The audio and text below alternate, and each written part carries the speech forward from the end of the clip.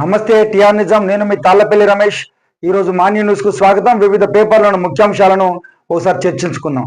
అందులో భాగంగా నిన్న ఒక విషయాన్ని మనం చర్చించుకోవాల్సిన అవసరం ఉన్నది. ఎందుకంటే నిన్న మన తెలంగాణ వీరుడు సర్దార్ పాపన్న గౌడ్ జయంతిని అన్ని పార్టీల అందరూ నాయకులు జరుపుకున్నారు. సర్దార్ పాపన్న గౌడు ఆయనే 300 సంవత్సరాల క్రితమే మొఘల్ సామ్రాజ్యం పైన దండెత్తి పోరాటం చేసిన వీరుడు. అలాంటి వీరుని యొక్క స్ఫూర్తిని మనం ఎంతమంది పాటిస్తానో ఆలోచన చేసుకోవాలి. ఎందుకంటే మనం చెప్తా ఉన్నాం బీసీ అంత మనకు అనుకూలంగా లేదు, బీసీలను మనం మోసం చేస్తారు అని చెప్పేసి చేస్తా ఉన్నారు. కానీ మనం ఉన్నటువంటి తెలంగాణలో ఉన్న బీసీలో ఎంతమంది మన బీసీల ఐక్యత కోసం పాటుపడతాను, హక్కుల కోసం పోరాడతాను. ఈ రోజు ఎవరన్నా చేస్తే సర్దార్ పాపన్న గౌడు ఎవరి మీద యుద్ధం చేసిండా? ఆ రోజు ఉన్నటువంటి సంస్థానాల మీద యుద్ధం చేసిండు. కానీ ఈ రోజున బీసీల అంతా మళ్ళీ ఏం చేస్తాను, అసామాజిక వర్గాలకే కొమ్ము కాస్తాను. మళ్ళా వీళ్ళంతా పోయి ఎవరైతే రాజకీయ నాయకులు ఉన్నారో వాళ్ళంతా సర్దార్ పాపన్న గౌడు ఆశయాల కోసం మనం పోరాటం చేస్తాను, సర్దార్ పాపన్న గౌడు దళిత బీసీల కోసం ఉద్యమాలు చేసిండు అని చెప్పేసి కథలు చెప్తారు తప్ప సర్దార్ పాపన్న గౌడ్ ఎవరి కోసం యుద్ధం చేసిండు, ఎందుకోసం యుద్ధం చేసిండు అనేది ఎవరైనా చెప్తానరా? ఈ రోజు మనం అంటాను సర్దార్ పాపన్న గౌడు గొప్పోడు అని చెప్పి చెప్తాను. మరి సర్దన్న పాపార్ గౌడు లాగా మనం ఎందుకు ఉండలేకపోతానో ఒకసారి ఆలోచన చేసుకోవాలని చెప్పేసి టిఆర్ నిజం నుంచి సూటిగా మన బీసీ సమాజాన్ని ప్రశ్నిస్తా ఉన్నా. ఎందుకంటే ఈ రోజు సర్దార్ పాపన్న గౌడు 300 సంవత్సరాల క్రితమే తన రాజ్యాన్ని ఏర్పాటు చేసుకోవడం కోసం యుద్ధం చేసిండు మొఘల సామ్రాజ్యాల పైన. కానీ ఈ రోజు మనకు రాజ్యాంగం ఉన్నది, మనకు ఓటు హక్కు ఉన్నది, మన జనాభా ఎక్కువ ఉన్నది. అయినా మన రాజ్యాంగ దిశగా ఏ విధంగా అడుగులు వేస్తానో ఒకసారి ఆలోచన చేసుకోవాలని చెప్పేసి టిఆర్ నిజం నుంచి బీసీ సమాజాన్ని సూటిగా ప్రశ్నిస్తాను అన్న. మనం ఉండేదేమో వివిధ పార్టీల నాయకుల కబంధ హస్తాల కింద ఉంటాం, మనమేమో మన బీసీ రాజ్యాధికారం రావాలని చెప్పేసి అవుతాం. అయితే అదే ఇట్లా అవుతుంది అంటాను. ఆ రోజు గౌడ కులంలో పుట్టినటువంటి సర్దార్ పాపన్న గౌడు ఈ సమాజం బాగుపడాలి, ఈ సమాజంలో ఉన్న పిల్లలంతా బాగుపడాలి అని చెప్పేసి మొఘల్ సామ్రాజ్యం పైనే 300 సంవత్సరాల క్రితమే యుద్ధం చేసిన వ్యక్తిని ఈరోజు మనం స్మరించుకుంటాను. కానీ ఆయన ఆశయాలను ఏ విధంగా మనం ఇంప్లిమెంటేషన్ చేస్తానో, ఆయన ఆశయాల కోసం మనం ఏ విధంగా పాటుపడుతున్నాం ఒకసారి ఆలోచించుకోవాలని చెప్పేసి మన సమాజాన్ని నేను అడుగుతా ఉన్నా. వద్దా మనకి సమాజం పట్ల అవగాహన వద్దా? సర్దార్ పాపన్న గౌడ ఆశయాలను మనం కొనసాగించొద్దా? మనం ఏం చేస్తాను, 100కు 500కు 1000 రూపాయలకు అమ్ముడు పోతాను. కానీ 300 సంవత్సరాల క్రితమే సర్దార్ పాపన్న గౌడు మా రాజ్యం మాకు కావాలి, మా హక్కులు మాకు కావాలని చెప్పేసి పోరాడిన వ్యక్తి. మనం ఏం చేస్తానమే ఈరోజు సర్దార్ పాపన్న గౌడు యుద్ధం చేసిండు, పోరాటం చేసిండు. ఆ పోరాట పటిమ మనకు వద్దా? ఆ ఆశయాలు మనం సాధించుకోవద్దా? ఇప్పటికైనా సమాజం ఆలోచించాలి, బీసీ సమాజం అంతా, దళిత సమాజం అంతా ఆలోచించాలి. ఎందుకంటే మనం ఉన్నదంతా వివిధ పార్టీల నాయకుల కబంధ హస్తాల కింద ఉన్నాం.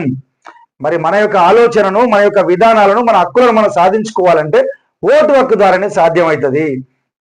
300 సంవత్సరాల క్రితం పోరాడిన యోధుల గురించి మనం మాట్లాడుకుంటామే.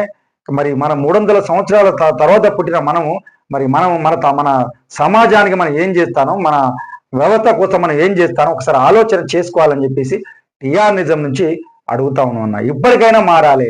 ఇప్పటికైనా మార్పు జరిగినప్పుడు మాత్రమే సర్దార్ పాపన్న గౌడ్ యొక్క ఆశయాలను మనము నెరవేర్చిన వాళ్ళం అవుతాము. ఎప్పుడైతే వివిధ పార్టీల నాయకుల కబంధ హస్తాల కింద ఉండి వాళ్ళ కోసం మనం పనిచేస్తామో మన ఉనికిని మనం కోల్పోతా ఉన్నాం. ఇప్పుడైనా కూడా బీసీ సమాజమా అంత మేల్కోవాలి, ఈ రాజ్యాధికార దిశగా అడుగులు వేయాలని చెప్పేసి టిఆర్ నిజం నుంచి మిమ్మల్ని కోరుతా ఉన్నా. ఎందుకంటే ఏ నాయకుడు వచ్చినా కూడా ఆ నాయకుని గురించి మాట్లాడతారు, వదిలేస్తారు. ఇప్పుడు చాలా కుల సంఘాలు పెట్టినరు, కానీ ఏ ఉద్దేశంగా పెట్టినరు? కుల సంఘం వల్ల మీరు ఏం సాధిస్తా ఉన్నారు? ఈ కులానికి మీకు ఏం న్యాయం చేస్తాండ్రు? ఒకసారి గుణమే చేసుకొని ఆలోచించాల్సిన అవసరం ఉన్నది. మీ సంఘాలు పెట్టిందంతా ఈ సమాజాన్ని బాగు చేయడానికి కదా.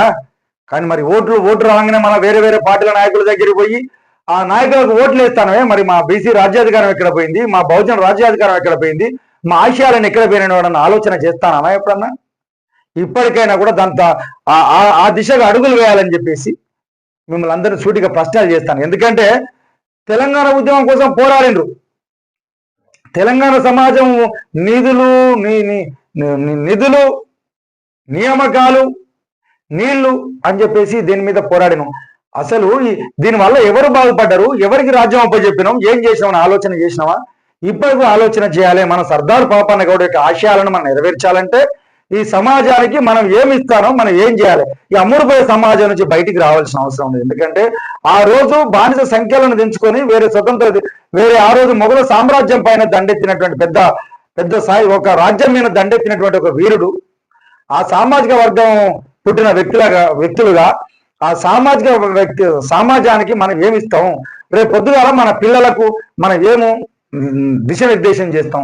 ఆస్తులు ఎవరైనా ఇస్తాడు, అంతస్తులు ఎవరైనా ఇస్తాడు, కానీ వాళ్ళకు ఒక రాజ్యం దిశగా అడుగులేయాలని చెప్పేసి, వాళ్ళకు రాజ్యం వాళ్ళ చేతిలో పెట్టాలని చెప్పేసి టీఆర్ నిజం నుంచి మిమ్మల్ని గుర్తు చేస్తాను. సర్దార్ పాపన్న గౌడ్ యొక్క ఆశయాలు నెరవేరుస్తారని చెప్పేసి, సర్దార్ పాపన్న గౌడ్ లాగా పోరాట ప్రతిమ పెంపొందించుకుంటారని చెప్పేసి, ఈ అమ్ముడుపోయే సమాజం నుంచి బయటకు వచ్చి మన సమాజాన్ని నిర్మిస్తారని చెప్పేసి మీ అందరికీ చేతులెత్తి మిమ్మల్ని వేడుకుంటానన్నా. ఎందుకంటే వీళ్ళంతా వాళ్ళ కుటుంబాల కోసమా పోరాడింది, వాళ్ళు బతకడం కోసమా పోరాడింది. ఈ సమాజం బాగుపడాలి, మా సామాజిక వర్గాలంతా రాజ్యాధికారంలో భాగస్వామ్యం కావాలి, అప్పుడు మా బిడ్డల బతుకులు బాగుపడితే మా వ్యవస్థ బాగుంటుందని చెప్పేసి కదా పోరాటం చేసింది. కానీ ఈ రోజు మనం ఏం చేస్తున్నాం, ఏదో వేరే పార్టీల నాయకుల కబంధ హస్తాల కింద పోయి మాకు అంబేద్కర్ ఆశయాలను మాకు ఇవ్వండి, సర్దార్ పాపన్న ఆశయాలు మాకు ఇవ్వండి, లేదు పండుగ సాయన్న ఆశయాలు మాకు ఇవ్వండి, ఇవన్నీ మనం మాట్లాడుతుంటాం. మన కులంలో ప్రతి ఒక్కడు వీరుడు జన్మించిండు. ఆ వీరుడు త్యాగాల కన్నా, ఆ వీరుల త్యాగాల కన్నా మనం వాళ్ళ ఆశయాలు నెరవేర్చే దిశగా అడుగులేదని చెప్పేసి సర్దార్ పాపన్న గౌడ్ ఆశయాలు నెరవేరుస్తారని చెప్పేసి ఈ సమాజాన్ని ఒకసారి మేము అడుగుతా ఉన్నాం.